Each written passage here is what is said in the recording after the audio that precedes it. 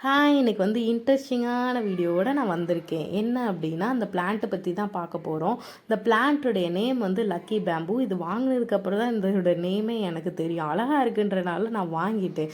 அது போக இதோட மெயின்டெனன்ஸ் பார்த்திங்கன்னா அவ்வளோ பெரிய விஷயம் இல்லை.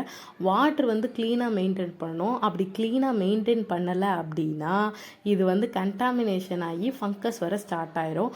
அதுக்கப்புறம் என்னென்னா, இது லக்கி பேம்பு அப்படின்றனால நிறைய லக்கியான விஷயம்லாம் வீட்டில் நடக்குமா, அது போக ஸ்ட்ரெஸ் எல்லாம் பறந்து ஓடிடுன்ற மாதிரி சொல்கிறாங்க. அப்படி எதுவும் நம்ம வீட்டில் நடந்ததுன்னா கண்டிப்பாக நான் உங்களுக்கு வீடியோ போட்டு அப்லோட் பண்ணிடுறேன், ஓகேவா? அது போக என்ன அப்படின்னா, இந்த லக்கி பேம்பு வந்து மேபி அந்த மாதிரி ஃபங்கஸ் எதுவும் வர ஆரம்பிச்சிச்சு, ஒரு 2-3 ஸ்டெம்ஸ் நல்லா இருக்குது அப்படின்னா நீங்கள் வந்து மணல் இல்லைன்னா கொக்கோபீட்டில் வச்சு வளர்த்திங்கன்னா க்ரோத் நல்லாவே இருக்கும்னு சொல்கிறாங்க. நம்ம எப்படி எவ்வளோ நாள் வந்து வாட்டரில் மெயின்டைன் பண்ணுறேன்றதையும் நெக்ஸ்ட் வீடியோவில் பார்க்கலாம். அது போக நம்ம வீட்டில் வந்துட்டு பஞ்சமே இல்லாத ஒன்று அப்படின்னா மணி பிளான்ட்டு தான். எனக்கு பார்க்குறதுக்கு ரொம்பவே அழகாக இருக்குன்றனால எல்லா பாட்டில்லையும் ஸ்டோர் பண்ணி வச்சுப்பேன். அது போக இது வந்து அவ்வளோ பெரிய மெயின்டெனன்ஸ் கிடையாதுல்ல, வாட்ரு மட்டும்தானே மாற்றணும்.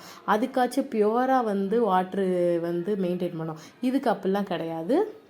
நார்மலாக ஒரு 5 days 3 daysக்கு ஒருக்கா மாற்றிக்கலாம். எனக்கு ரொம்ப நாள் இருக்கிற டவுட் என்ன அப்படின்னா, பிரண்டை செடி வீட்டில் வளர்க்கக்கூடாதுன்னு நிறையா பேர் சொல்கிறாங்க.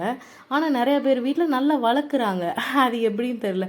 என்ன சொல்கிறாங்க அப்படின்னா, ஹாஸ்பிட்டல் செலவு நிறையா வரும்னு சொல்கிறாங்க. அது எனக்கு நடந்திருக்கு. இது வளர்த்ததுக்கப்புறம் தான் 20K கிட்ட செலவு பண்ணியிருக்கேன் ஹாஸ்பிட்டலுக்கு மட்டுமே.